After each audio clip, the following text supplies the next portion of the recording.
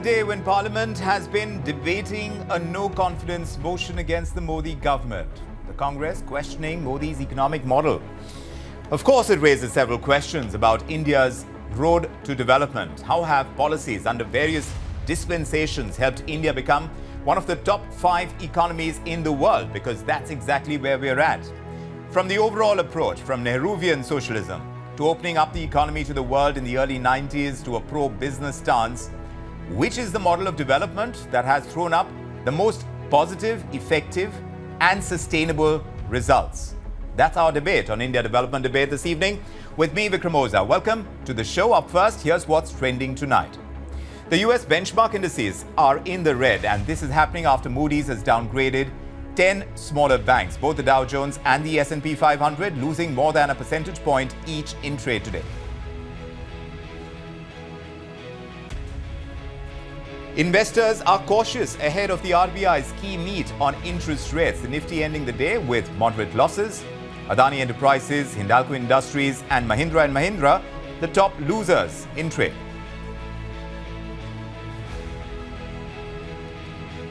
Also in the automotive pack, Hero Moto has zoomed in trade after getting a stellar response for their Harley-Davidson X440 premium bike. More than 25,000 bookings already, with maximum demand for the priciest variant. The company is going to start deliveries to customers in the month of October this year.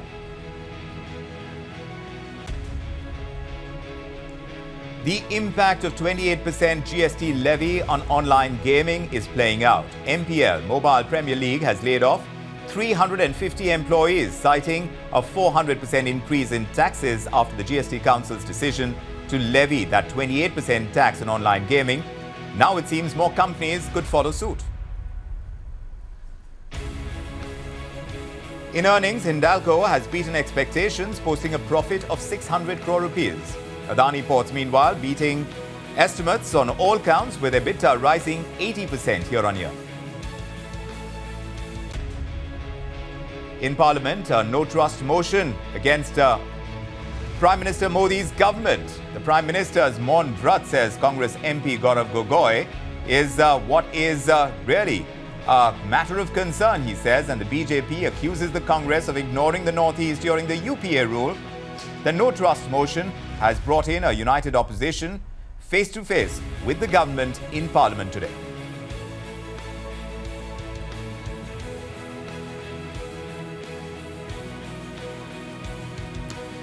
Congress MP Gaurav Gogoi today has fired the first salvo at the Modi government as the debate on the no-confidence motion has kicked off in Parliament. The no-confidence motion has, in a way, turned into this no-holds-barred contest. Charges, countercharges flying between the opposition and the treasury benches. Interestingly, Gogoi has pointed fingers at the Modi government's economic policies. In fact, so did the NCP's Supriya Sule. हम चाहते हैं पूंजीपतियों का विकास नहीं, हम चाहते हैं कि किसान का विकास हो जिससे राहुल जी मिले हैं। हम चाहते हैं वो मैकेनिक का विकास हो जिससे राहुल जी मिले हैं। हम चाहते हैं वो फैक्ट्री वर्कर का विकास हो जिससे हमारे पास आते हैं वो स्मॉल बिजनेस, वो ट्रेडर्स जो हमारे पास आते हैं, हम उनका विकास चाहते हैं। I don't have the confidence in this government because it's anti-farmer. Farm laws के बारे में आपने बोला, doubling of income के बारे में बोला, कौन सा income double हुआ? This is why we are no confidence in this motion. Mr. Gogoi also spoke about Rahul Gandhi's outreach to the underprivileged among Indians. Clearly, the Congress is trying to paint the Modi government as anti-poor and anti-farmer, while Rahul Gandhi is being projected as this leader whose heart bleeds for the poor. Now, of course, we know that the Congress came to power in Karnataka recently. Karnataka is one of India's richest states. This happened on the back of 5 poll guarantees. The Deputy Chief Minister of Karnataka, D.K. Shivakumar, has recently said that the state government cannot provide funds for development this year because it has to mobilize resources for the 5 guarantees that they've promised. So we are asking, is it possible to bridge that divide between welfarism and development? Or will India have to choose between these two options? When Congress questions Modinomics, the question is about also the Karnataka model, whether that model in itself is sustainable or not. Let's discuss the various aspects Garima Kapoor is Chief Economist at Elara Capital. She joins us with Krishna Upadhya, Senior Journalist. And Jan Lambregts is with us as well, the Global Head of the Financial Markets Research Team at Rabobank. Thank you all for joining us. Let me first ask you, Garima Kapoor, there is a whole lot of debate going on in Parliament. There is a no-confidence motion that has come to the fore. The question of the Modi model of economic development versus the Congress's model. When we speak about poverty alleviation in particular up front, when we talk about the interests of the poor and we talk about the interests of the farmers, when you talk about it in clear economic terms, where are the starkest differences and which model seems to have delivered better than the other? Vikram, that's a very interesting question. Thank you for having me on the show. I think the model of both the ruling dispensations, the early ruling dispensation, the current ruling dispensation, the UP and the NDA, are starkly different in the approach. UPA follows a more demand-centric approach, and NDA follows a more supply-side economics. So what we have seen over the last 8 to 9 years have been reforms to alleviate and to basically increase the productive capacity of the economy. However, while the focus on roads, or I should say building of capex infrastructure was also there during the UPA, starkly the focus was also on trickle-down economics, in the sense welfarism in the form of more cash transfers, but that for NDA, welfarism in the form of more asset creation. Remember, the former leads to a quicker trickle-down and the latter leads to a trickle-down with a lag. The unfortunate problem in all of this has been, while the approach in not giving freebies, in creating assets, and in assuring welfarism through creating, I should say, income support schemes is welcome and has paid off well in the initial years of this government, there have been 3 major roadblocks. 1, you had the GST implementation. 2, you had demonetization. And 3rd, you had COVID. So unfortunately, despite the approach being absolutely correct, which you would like it to be under so-called capitalist economy and an open economy that India needs, unfortunately, in these 3 distortions have led to squeezing of the informal sector, thereby increasing the pain to the lowest category of the pyramid in terms of consumers and the farmers. Now, coming particularly in case of farmers, which has been a debate that is raving in the parliament through and through, the Modi government probably did not follow the approach that the earlier government followed in terms of giving freebies in terms of farm loan waivers or indiscriminate increase of MSPs. This government tried to undertake an approach which was more reform-oriented. No opening up of markets. Unfortunately, they had to take back the reform agenda in the face of stiff opposition. So I would say the approach to both of them are different.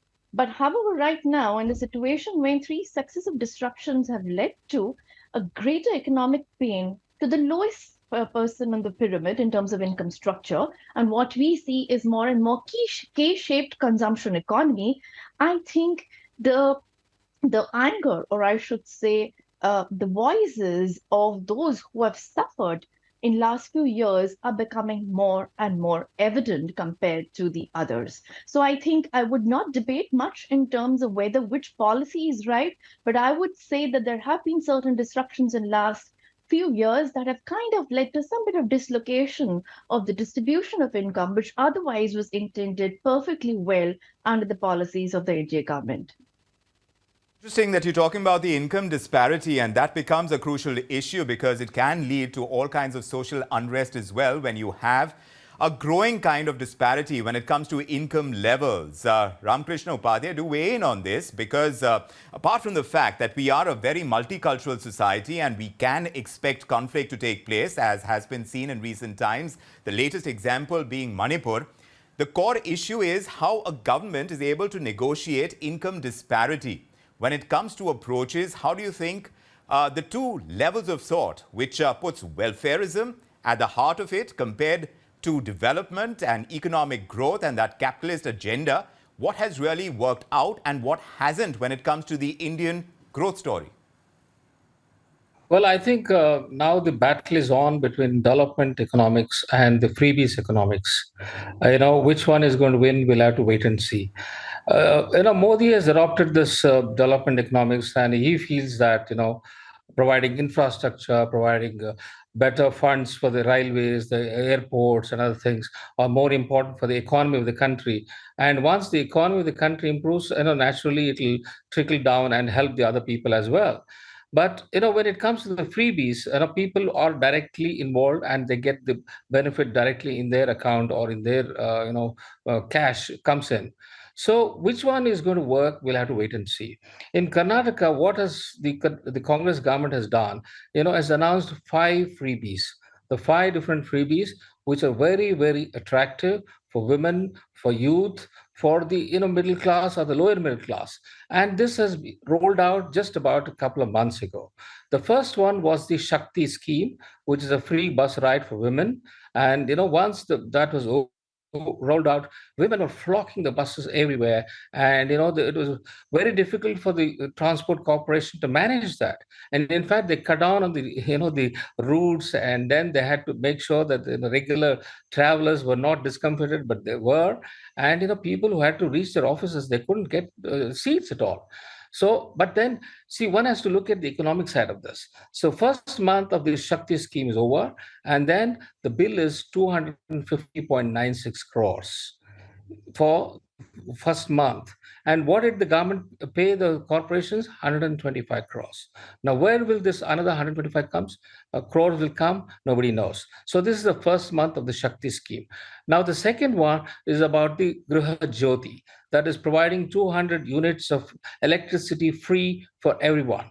Now, people have registered across the state, and there's been a lot of enthusiasm. And the state government has gone to town, advertising front page, full page advertisement, saying that we have lived up to our promise. Okay, now a lot of advertisements have been given showing the zero bill for a lot of people who didn't have to pay anything. But then the problem is, how are you going to sustain it? Will you be able to sustain it over a period of time? That needs to be seen. Because probably it's about 90% of people are going to benefit, but Yes. the other 10% are being taxed heavily. People Yes. who are getting 1,500 bill are getting 3,500, 4,000 rupees bill. Right. Now, did we ask for this? No, this is the question that these people are asking. Sure. And the third one that they're rolling out is 2,000 rupees for the head of the family, woman head of the family. And this is a huge, humongous one which they've taken up. And the budgetary provision that's provided is 17,000 crores. Yes. And the finance ministry has calculated it'll cost 34,000 crores. Sure. Now, how are you going to bridge this gap? And they've even sent a letter to the Women and Child Welfare Department saying that we cannot sustain it beyond the first month. Yes. This is what the finance ministry has warned. Yes. So we have to see how this will roll out. Well, welfare And economics the works in a welfare- certain way. Certain guarantees are made to the citizens. And of course, that's one approach. And that's exactly what we are discussing. Of course, the impact of that on the finances of a state or that at the center, that, of course, is something that we have to see how it actually works out. But for the moment, it is one thought process against another. Jan, in your understanding of emerging markets, India, as you know, is a union. It consists of 28 states and 8 union territories. We are a large country. In land area, we rank 7th in the world. Now, it is believed that in many developing economies like India, the control over major national decisions, more often than not, leads to the centralization of power in a single leader or perhaps a small group of leaders. And that can be problematic in itself when the country is as diverse as it is. Like the 2 other guests on our show are pointing out, we have seen in the recent past a reform-oriented agenda of the government. As opposed to that, certain states are following welfare as the model of growth. Which of these tend to get an investor more interested in parking money into an economy? In your own understanding of how investors look at the economy of an emerging market, how is India seen in that perspective? Yeah, I think the short-sighted view would, of course, be that investors, particularly international investors who have no direct domestic interest at a personal level, would actually like to see everything full-on capitalism, etc., and not so much towards the welfare side. But I actually think the picture also amongst that group is much more balanced.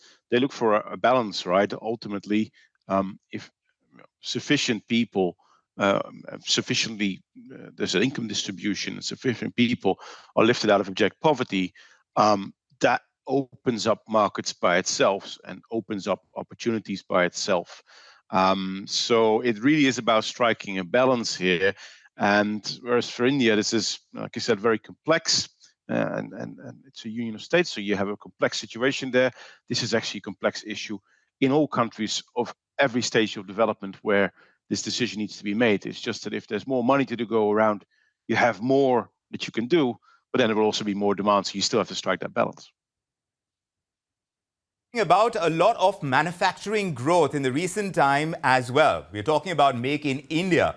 And perhaps Garima will tell us exactly how this has worked out for us, because economically, that is an important component of growth, something that we missed out on as we saw our services sector really see that kind of rise in recent times. By having missed out on that entire manufacturing phase, and that's the push that now the current dispensation is concentrating on, Garima. Is that turning out to be a better approach in terms of getting foreign investments into the country and seeing that kind of growth? Or do we still would rely on being a little more protectionist? Vikram, the Make in India approach to some extent also encompasses in it a certain protectionist approach, because the first leg of it involves providing protection against the relatively competitive imports such that supply chains are able to develop. And once an ecosystem and supply chain develops, let's say as it has started to develop in case of mobile phones, or which is starting to develop in case of IT hardware, or in case of solar ecosystem, then probably those protectionist measures or import duties are relaxed gradually. Now, if you look at India's case, India was probably the only large economy among the emerging market, and particularly in the Asian belt, which had a classic issue of missing middle. We skipped the manufacturing phase of growth and we jumped directly from an agrarian economy to a service-oriented economy. Now, while that is great in terms of job creation, etc., and probably we saw massive growth in terms of IT exports and otherwise, the problem was that as and when the population continued to expand, the relatively less skilled and semi-skilled individuals struggled to find gainful employment, leading to disguised unemployment in agriculture. So what the government effectively is trying to do is probably trying to create a very broad-based manufacturing sector as robust as what is there in auto sector, where our GDP contribution in the world is quite significant, into some other sectors, especially those where domestic consumption is very high, such that our import dependence reduces. For instance, about 10 years ago, you would remember during 2013 taper tantrum, people were worrying if electronics is going to become the new gold because electronics imports were doubling at an unprecedented rate. Now we're talking about a situation where our electronic net imports have gradually started to see a growth from a degrowth of last few years. So this is the kind of change that this government is trying to build to Make in India.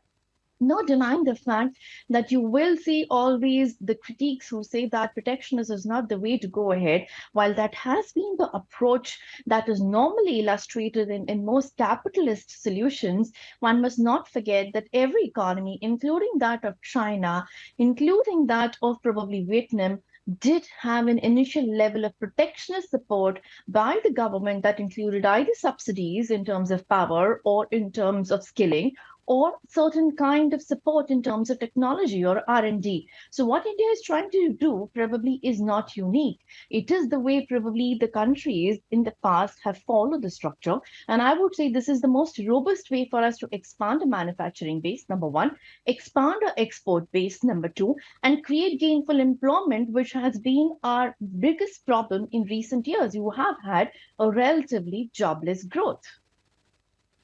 That's exactly my next question about employment opportunities under various dispensations. And this is where this government currently is lagging behind. Can you have growth when you don't have a sizable amount of the employable population with jobs? What's your reading of that situation, and how much of a role is that going to play in times to come when we're talking about India reaching the multiple trillion-dollar economy that projections and targets are being set for? Krishna Upadhya.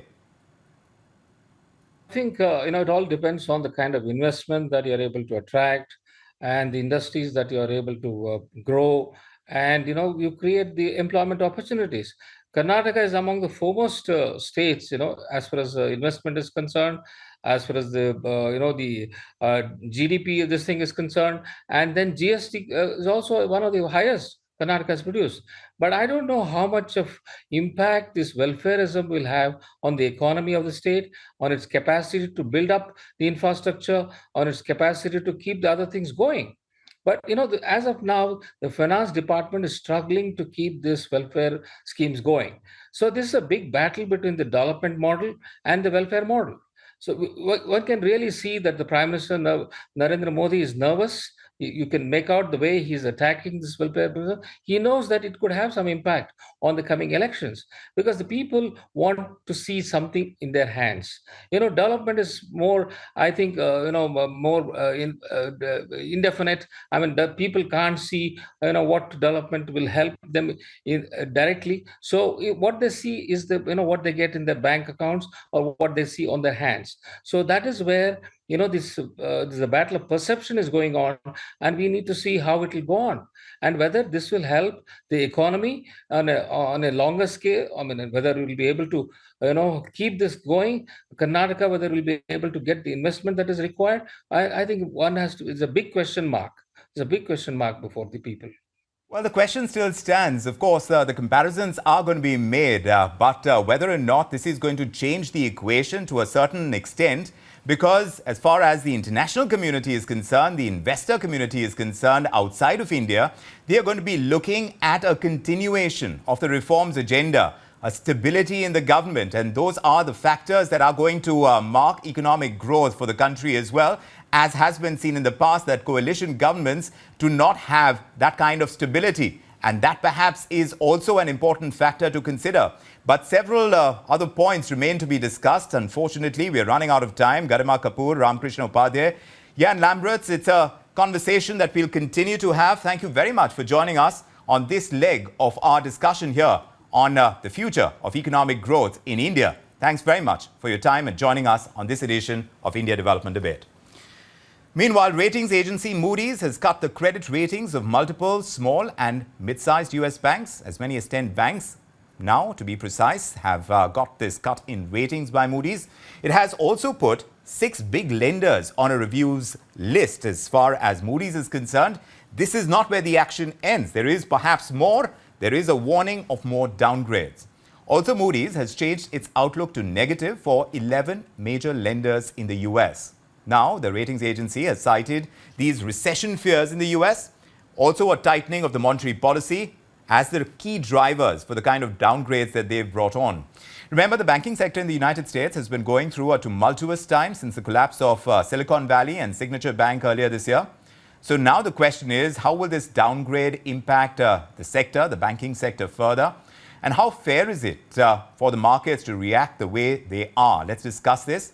And for that, Anurag Singh, Managing Partner at Elara Capital, with us on India Development Debate. Anurag, always good to get your perspective in. Do tell us now, as far as these downgrades, the latest ones that we're talking about, after Fitch has downgraded US credit ratings, now it's about Moodys and the kind of cut that we are seeing on their banking outlook. Some of these banks, do tell us about how significant it is and the kind of impact that's playing out on Wall Street. So, Vikram, while Fitch was on the government debt, this one is for the regional banks specifically, and so that's the slight nuance. But otherwise, Vikram, again, like rating agencies, they come and they have a strong signaling value. They don't tell us anything that we don't know, but I think they are clearly highlighting the risks that exist in the financial system. And I think, it brings those old memories of 2008. Whenever there are risks in the financial systems, markets really take it as a bad news. So currently, Vikram, what they're saying is that these, so first of all, Federal Reserve has proposed the new regulations for the banks. Earlier, the banks which were, below 250 billion of assets, which is most regional banks, they were given some lighter regulations versus the big fours, which are too big to fail, which is JP Morgan, Citi, Wells Fargo, and Bank of America. Now they're saying even the banks, anybody above 100 billion will have kind of uniform regulations, which puts all the regional banks, one, at a higher cost and lower profitability eventually for future. The regulations will come effective by 2027. But then the whole point is, Vikram, that they also highlight that there are risks within regional banks on commercial real estate. The delinquencies have doubled in the last, since 2022. Delinquencies on commercial real estate and commercial properties has increased. And I think that poses the eventual risk and the downward pressure on these banks, Vikram. So that's the kind of the overall picture. So already we've seen certain banks already see that kind of downfall. Are we expecting more, Anurag? No, of course, Vikram. I think I've always believed that, and look, we know that the federal rate hike works with a lag, right? And that's the famous thing that Powell also keeps repeating, that it works with a long and variable lag. So one is there is a lag, which is 6 months to 1 year in normal case. So which is that if they have gone to 5.25%, probably the reverberations will be felt even going into next year. Second is it's variable. So we don't know how much the rate hike will impact in what sections. And this is something that we saw in the March month, where Silicon Valley and some of the other regional banks failed. So again, the market fears that there will be a credit event, and that's not good for anyone, right? Because then if the credit event halts the credit for the entire system, almost every company gets impacted, right? So I think, Vikram, there is a sense, and I also believe that probably regulators are over tightening, not on the rates I support, but I think on the banking regulations. The business is gradually moving outside to the shadow banking system. You'll be surprised to know that 80% of the mortgages, which is the home loans in US, actually come outside of the banking system, which itself is a problem issue, right? So ultimately, I think those are the risks, Vikram, that persist. It can certainly go better from there. I'm not making a prediction that it will, but that's what is making the markets nervous, Vikram.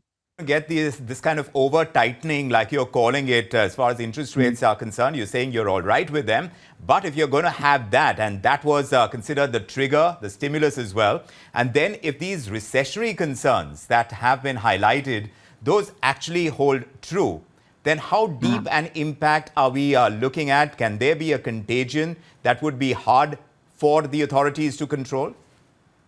So good part for this economy, Vikram, has been that, and that is probably the hope why the markets were going so strong. They were not running on earnings rise. Recall that the earnings are actually 9% lower compared to 2022. But the markets were trying to get back to almost the all-time highs, which they made in 2021. It was not a hope of earning. It was the hope of the resilient, strong economy, which just kind of fails to cool down, right? So markets thought that there will be a soft landing and economy can kind of absorb this rate hike. The hope still stays, but ultimately, Vikram, there is no playbook for this, because this happened the last time about 40 years back. So when Fed, raised the rates this high. I mean, nobody really knows what will eventually, and the 40-year-old economy was very different then, and it is very different now. So we don't know how it will play out, Vikram, but one thing is sure, and that this is something we discussed the last time. Markets need triggers to run ahead or a clear runway. Now, triggers come in the form of earnings or, some of the other revenue growth, and those numbers have been falling compared to 2021. So that's clearly not there. Second is markets need a clear runway. And Vikram, the employment data has come in, the wages have been rising by 4.4%. Now, that's not consistent with the 2% inflation that Fed is trying to control. So eventually, if you try and combine all of these parameters together, Vikram, it looks like markets are very range bound. If they fall, they can easily go back to 4,000 or below. Fear really works very well in that direction as well, right? So that's my sense. I've always believed that S&P can always even touch 3,500 again. And I think we do need some kind of the recession to purge this thing out. I don't want it, but ultimately, I think that's the eventual solution we have for this. spoken about how the Fed could induce this kind of recession because that's perhaps what it needs right now to control the current situation. But it seems like the economy has been resilient, and that's where this problem gets a little more complex, because how exactly does the Fed move on interest rates going ahead from here? It's going to be an interesting watch, but we hope that there isn't too much bleed in the markets because of all these fears that seem to be mounting with the kind of downgrades that are coming in. The latest one that we are talking about with Anurag, about Moody and how Moody's has downgraded certain banks, and there could be more, is the warning as well. We'll keep watching what happens in the markets, and we'll keep connecting with the experts like Anurag Singh to give us perspective on whether or not we should be worried. But for the moment, it's where we are leaving it at on this edition of India Development Debate. Thank you, Need, for joining us. Do take good care of yourselves and have a good night. Bye-bye.